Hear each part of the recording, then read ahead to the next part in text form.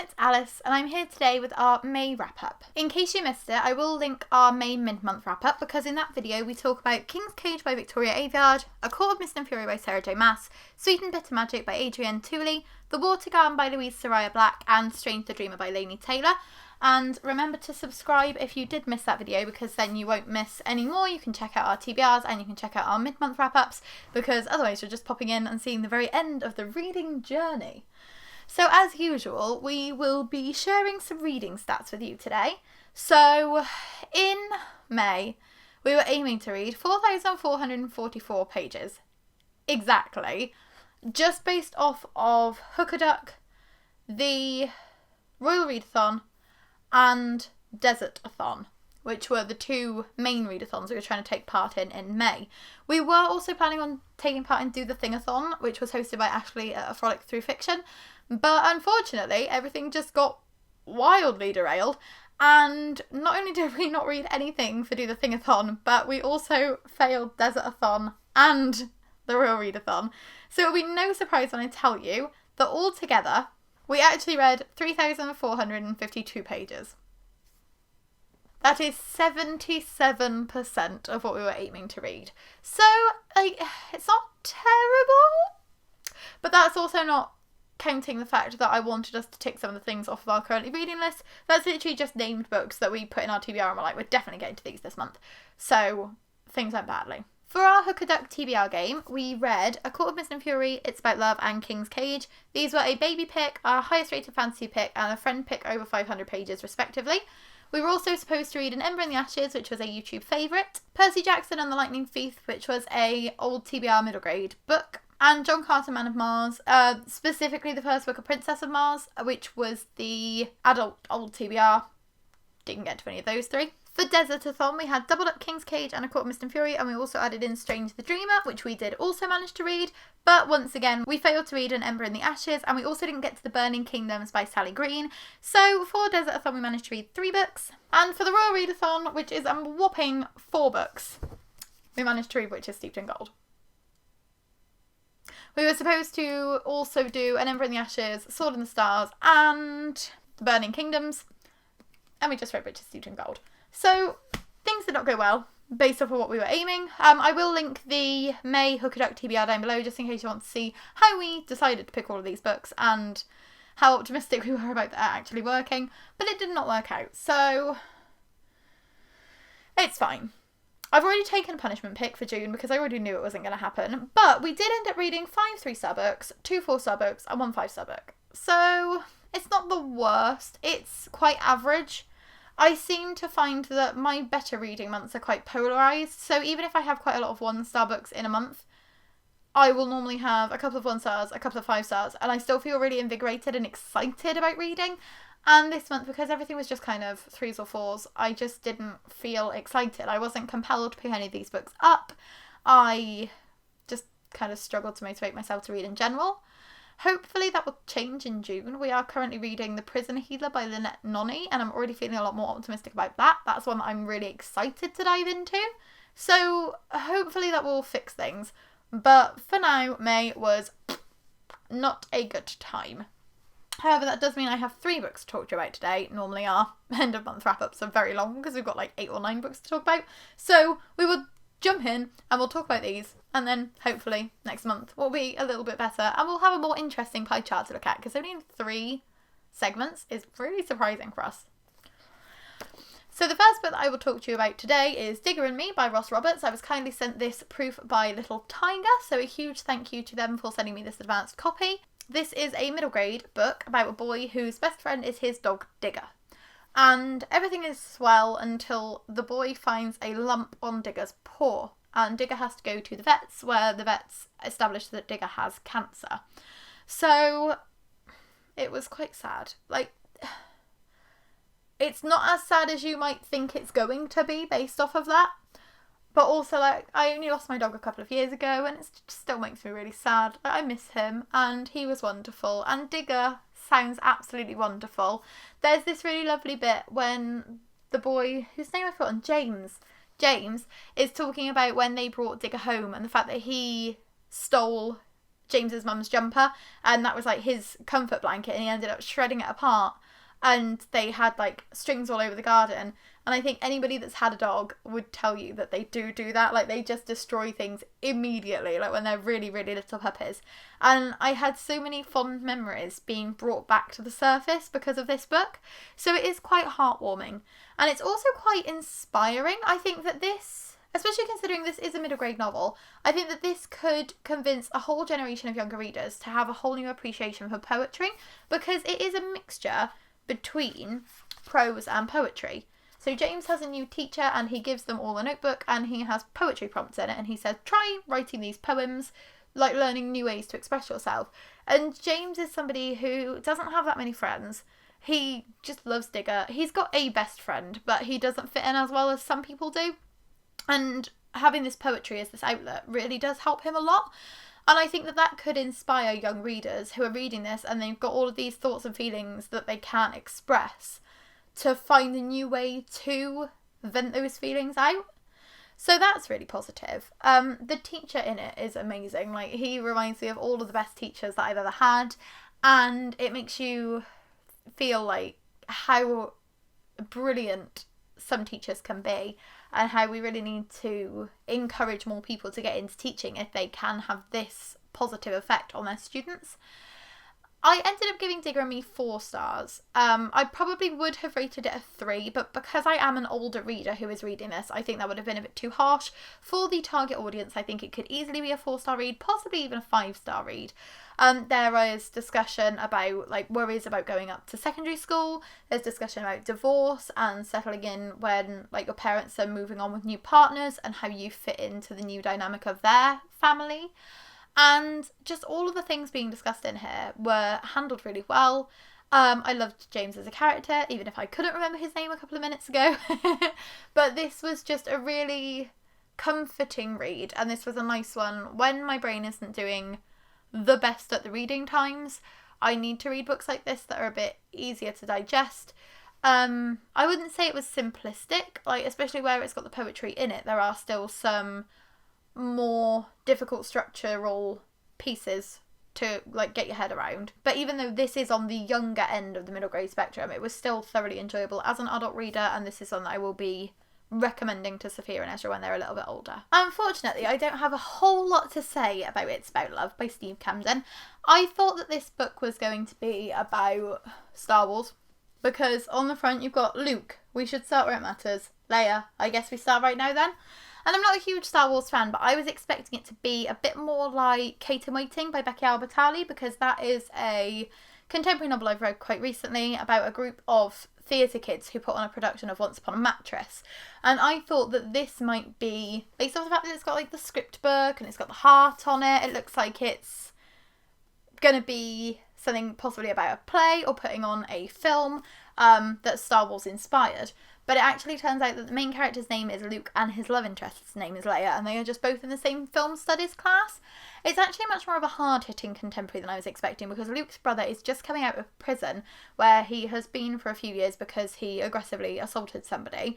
And he's coming home. Luke isn't sure how he feels about it, and the family have to readjust to the fact that the lost son has returned. Meanwhile, Leia is the kind of upper class rich girl. She's from the other side of the tracks, and Luke is falling for her, but he almost won't let himself admit it because he doesn't think that he's good enough for her because of the way that she is. Even her mum, I think her mum or her dad worked on the Star Wars films, which is why her name is Leia, and she's got like a big signed poster from George Lucas and the whole cast in her living room. That's the kind of thing that he would never be, like, he can't even comprehend how much that would be worth. So there's that kind of Romeo and Juliet-esque contradiction between the two of them. Conflict, not contradiction. There's kind of Romeo and Juliet-esque theme going on. But in all honesty, it just didn't really have much of an effect on me. I read it really quickly, which was a positive thing. Again, when I'm struggling, I have to reread huge sections, and I find it hard to digest even the simplest of books. But this one, I flew through, but it's not really staying with me. I'm giving it 3 stars because there's nothing wrong with it. I just think that this isn't the book for me anymore. I have had this copy for quite a few years. I did have a copy on NetGalley and it did come out in 2015. So it's my own fault for not reading it earlier, because I think maybe 6 years ago I would have loved this, but I've read books that do similar things that I've enjoyed more. Like kind of reminiscent of And the Stars Were Burning Brightly by Danielle Joando. Not exactly, but some of the discussions in here are similar to the discussions that I had in that book. Yeah, just not an awful lot to say about this one. I liked the way that Luke was kind of trying to make something of himself, because where he comes from a poorer family and he's from like a rougher background, nobody really expects him to go places, but he's decided to go to the, I don't know if it's like a private school or if it's just a sixth form, whereas most of his friends are going into the world of work. So he's continuing his education, he's studying film, he wants to be a filmmaker, and that's something that's very opposed to the expectations that people set on him. So I liked those discussions, but again, it's not one that's really sitting with me. I'm probably going to end up unhauling it because it wasn't what I was expecting, and yeah, it just wasn't all that impressive, which is a shame. But as I said, I didn't have anything against it, I just don't think it's the book for me anymore. And last but not least, we have another 3-star book to talk about with you today, and this is the one that breaks my heart the most because it's Witches Steeped in Gold by Ciannon Smart, and this was one of my most anticipated releases of 2021, and I struggled to get through it. And I hate saying that because I love the way that Ciannon Smart crafts the world. So you have 2 different clans, the Abaya and the Alumbra. And our 2 main characters, one is an Abaya girl and one is an Alumbra girl, and so they're in these opposed clans. The Abaya used to be in power and the Alumbra have overthrown them, so the Abaya are now the slaves and the Alumbra are in power. So there's a lot of conflict between them, but actually the Abaya girl that we follow is the daughter of the murdered Empress and Emperor of the Abaya. And the Alumbra girl that we follow is the daughter of the current doyen of the Alumbra, so her family is the one that's overthrown the other girl's family. So there's a lot of conflict, there's a lot of tension, but unfortunately Araya and Jasmine don't actually meet until, God, I think it's over halfway through the book. So you follow them separately, but the stories feel extremely disconnected. It's good to get to know them as individuals, but when you actually have the interactions between them, the plot picks up dramatically, and the pacing, the action, it all increases very quickly. So I enjoyed the second half of this book more than the first half because it is a very, very slow build-up. I don't know if that is because it's a duology and if it needed to be padded out a bit more to justify having the 2 books. That won't be something I can tell you until the second book is out, but I do think that this could have been cut down a lot. It doesn't need to be over 500 pages, and there's also a lot in here, like she's walking from the west and she turns left, so she should be heading north, but she's heading south, and it's only something small, but it really threw me out of the story because I was like, wait, if she's walking from the west towards the centre and she's turning left, that would be up, that would be north, and my brain just couldn't get around it, and it's like I fixate on the smallest things, but it just really bugged me because that's the kind of thing that proofreaders should pick up. And it's not even just that. There are some sentences in here that feel very fragmented. There are some sentences that are very strangely structured, so you can't understand who is being spoken about or who is doing the action or what exactly is happening. And there were times when Sean looked at me and he said, wait, did that mean that? I'm like, yeah. It meant that they did this and then that. And Sean's like, oh, because I read it like they did this. And then it turned out that it was like a combination of the 2 that was right. I've had that with other books recently. I can't remember what it was, but we've definitely had a similar conversation about something else because I can remember talking about it in a wrap-up, but I've got no idea what it was. But yeah, it's just one of those things that, like, it feels like it needed a few more pass-throughs, and yeah, like, the soul of the story is brilliant. Like, based off of concept alone, I would give this 5 stars, because I think that the way that Ciannon Smart crafts the world, these 2 different clans, the way that their different magic systems work, the lore of the country, the different kind of countries you've got nearby, and the way that they're getting involved as well, all of the politics and all of the world building is astounding, and it's brilliantly written, but the actual writing just doesn't live up to that, which is a huge shame. It could be because it's a debut, it could be something that comes as Ciannon Smart writes more books, it could be something that's completely smoothed out by the second novel. So I'm still torn as to whether I will actually continue this series or not. Sean has said he isn't going to because he was really, really struggling with it. But I'm so determined to love this because this was one of my most anticipated releases, and I'm so surprised I'm giving this anything but 5 stars. But it's going to have to be a 3-star because there was just too much in it that didn't need to be there. There was also a lot of things happening off the page that we were supposed to care about. So there's something called the yielding, and it's basically like these people are chosen, they compete so that they can be sacrificed to give their doyen the power in their blood to power the shield that kind of surrounds their city. So even if they're being sacrificed, it's like an honour to do it because you're sacrificing yourself to keep your people safe. But they make a massive deal about the fact that this shielding's happening, and they make a massive deal about like picking the people to do it. But then it's like, oh, the 2 tasks, there's no spectators. People aren't allowed to actually watch it. Well, why are we supposed to care then? Because we're not seeing any of these people actually do these tasks. We're just hearing these 5 people got picked. Oh, that one's already out. Oh, these 2 are out. Oh, you've just got like this person left. But it was impossible to feel any investment in that plot line because it was all happening off the page. A named character from the beginning is killed off extremely early off the page. And obviously one of our characters is very moved by it, very upset by it, because it's somebody that they have a deep connection with. But at this point, I think we've seen this character on the page twice, and we've seen them interact with our main character once. So you don't have that same feeling of investment. You don't feel as though it's really upsetting and it's really changing the face of this world. I feel like it might be, if Ciannon Smart's been writing this book for a while and she's spent a lot of time with these characters in her own head, she might feel so connected with them that she thinks that's going to come across anyway. But again, that's just speculation. But that's how it comes across, that she cares about these characters so much that she's just kind of assuming that the reader will care. But it's hard to when everything's happening off the page. There are some other instances of that as well, but those are the 2 kind of main ones. But it feels like there's a lot of nothing actually happening, and all of the exciting events are just being brushed over and happening in the background.